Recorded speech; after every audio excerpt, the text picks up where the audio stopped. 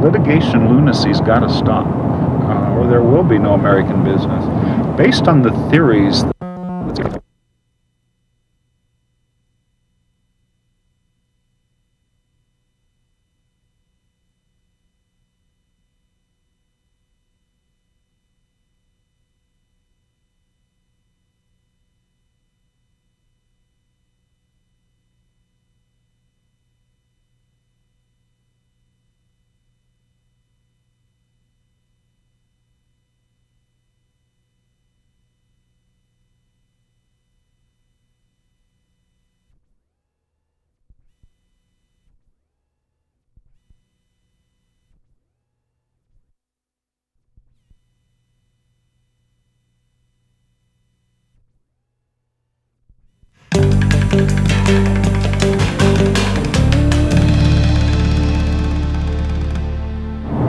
Litigation lunacy's got to stop, or there will be no American business.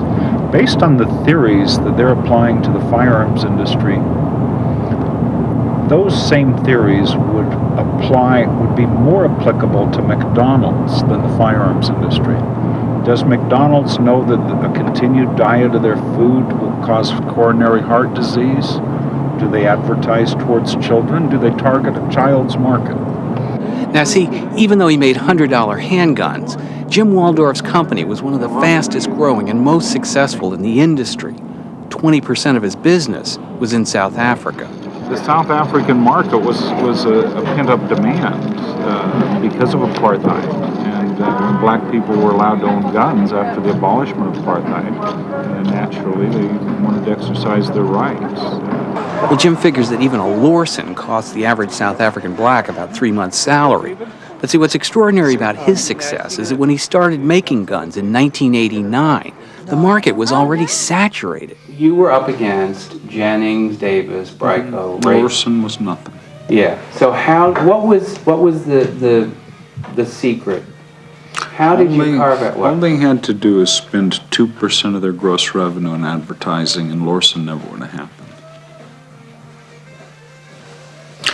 They sold a product that was inexpensive, the demand was huge, and they never thought they had to create a market because they were the only guys. Well, I mean, you are being modest.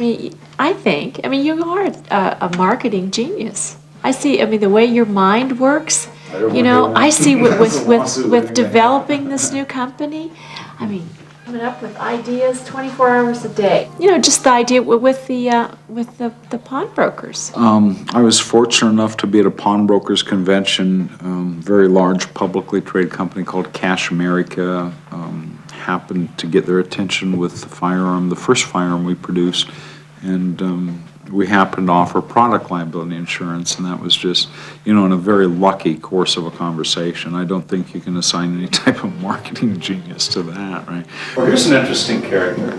Well, not a character, he's a good friend of mine. Howard Holliday.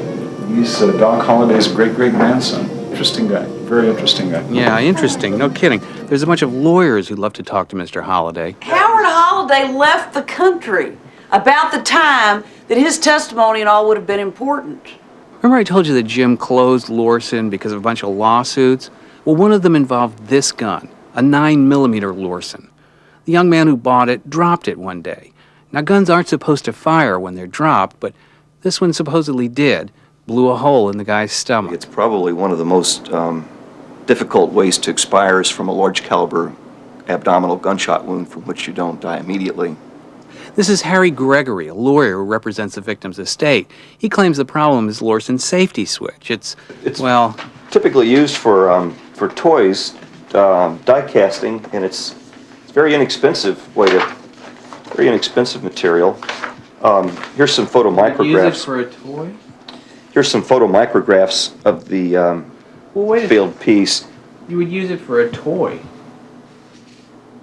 You certainly wouldn't use it for not for a critical safety part in a semi-automatic pistol.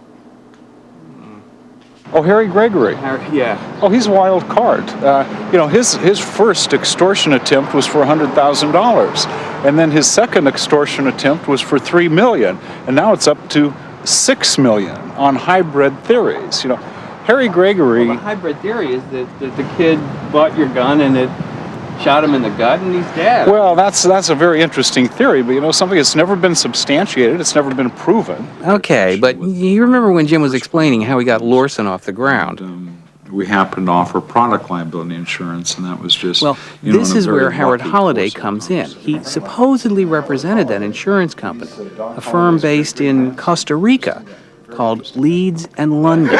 Sounds like Lloyd's in London, somebody legitimate you've maybe heard of before. They indicated that they were insured by a Costa Rican, that was their base of operation in Costa Rica. And we sent somebody down to Costa Rica to the address that they gave, and they are not there. What was there? What was it? Nothing. Nothing. In a legitimate world, you should be able to ask Mr. Holliday where's Leeds in London and go see it. Go visit it. Well, he obviously hasn't done his research because Leeds of London has paid millions of dollars in claims for the firearms industry. Well, according to the documents I've seen, it's more like several $100,000. But you're going to have to draw your own conclusions here, because now that LORCIN's in Chapter 11, odds are this case is closed. Most of the domestic manufacturers, the old line manufacturers, have a very, very fine product and take a lot of care, but their guns are more expensive. Typically, a Smith & Wesson or a Beretta or a Colt or one of the better semi-automatics is going to cost $300 or $400 as compared to $100 for the LORCIN. Well, I mean, now Jim Waldorf would say not everybody who drives can afford a Rolls Royce. That's why we have Chevrolets. But even Chevrolets have what installed for every... Airbags? And seat belts.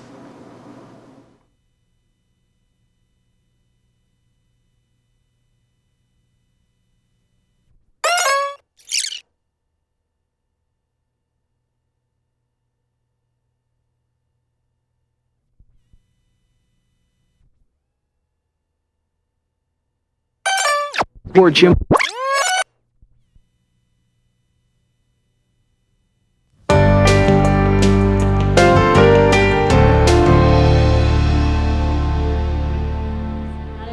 Well, before Jim Waldorf made guns for a living. I was in the machinery business for a long period of time. I was in the scrap metal business. I've traded commodities.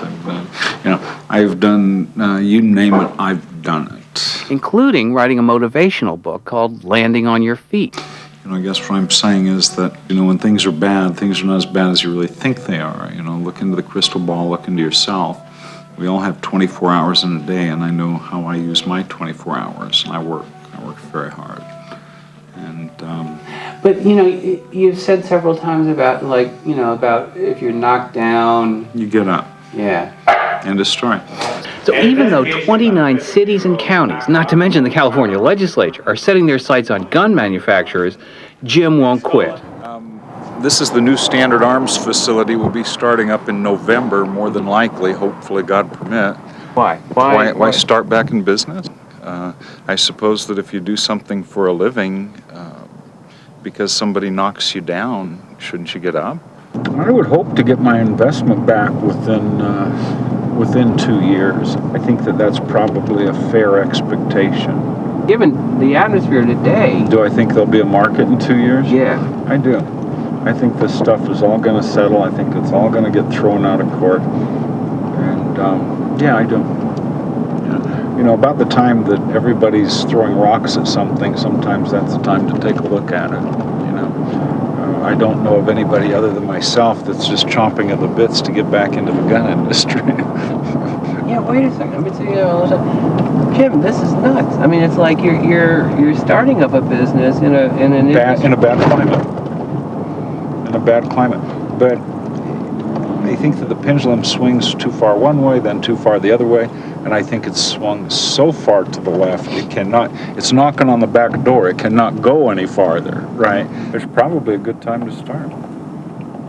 Just speculation. I don't know. Maybe I'm wrong. I think he has a unique ability to zero in or focus in on a particular niche and run with it. Right at the time when you see the big guys, Colt and Smith & Wesson, trying to shy away from the handgun market. So I mean, I think it's an incredible ploy, because as the whole issue of the city suing the gun makers and settlement talks, and then you have like the decision in Cincinnati which went the gun manufacturers' way. You have all this news and all this media. It's free advertising. And as you probably well know, I mean, gun sales this last year have gone through the roof. Tell me about your family. Tell me about growing up. Well, growing up, relatively poor family. My father was a welder. My mother worked for the state of California in the Department of Employment. And I can recall my mother being a full-time homemaker up until the time I was 10, and then of course she went off to work just like, you know, millions of other women in the United States. I didn't necessarily do well in school because I was bored, and I dropped out of school early, and I got married at a very young age. I think this kind of sums up Jim Waldorf as far as his values. That this, this is an actual picture that was taken with one of those cheap cameras and blown up. But this is priorities. 100 years from now, it will not matter what my bank account was, or the sort of house I lived in, or the kind of car I drove. But the world may be different because I was important in the lives of my children and my grandkids. And these are his grandkids. You know, it's just, it's the kind of kid he is. Probably so. But you know, to start at 17. It's just amazing to me. No, it's not amazing. I mean, it is. You look at that as a fundamental. Most people think that that's a disadvantage. I look at it as a fundamental. When you start out working at 17. Yeah. Yeah, that would be a disadvantage. But no, for you it wasn't a disadvantage. No, I looked at it as probably a big advantage. It's just a business, like any other business. But I mean, do people ever, do they ever say, hey, what does your dad tell me if you didn't tell him? I mean, like, Lou or something. I mean, yeah, it's like, well, do they look at you like... I don't really talk about guns a lot because it is such a controversial subject, but usually I tell people my dad's self-employed or he's an inventor.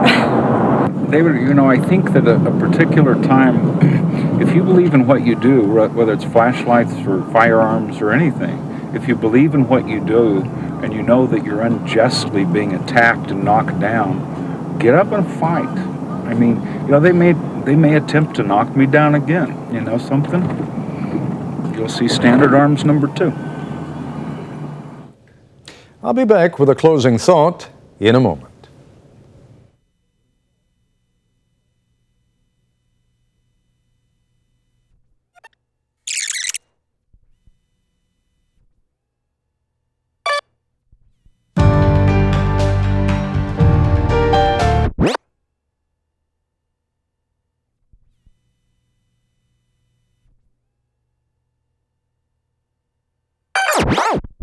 On the face of it, it's...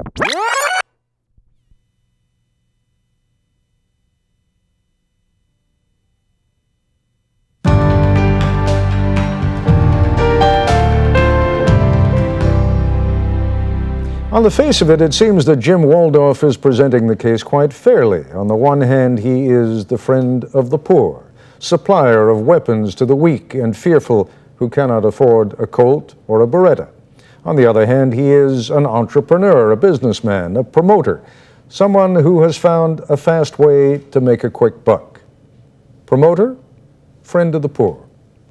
You pays your money and you takes your chance. That's our report for tonight. I'm Ted Koppel in Washington. For all of us here at ABC News, good night.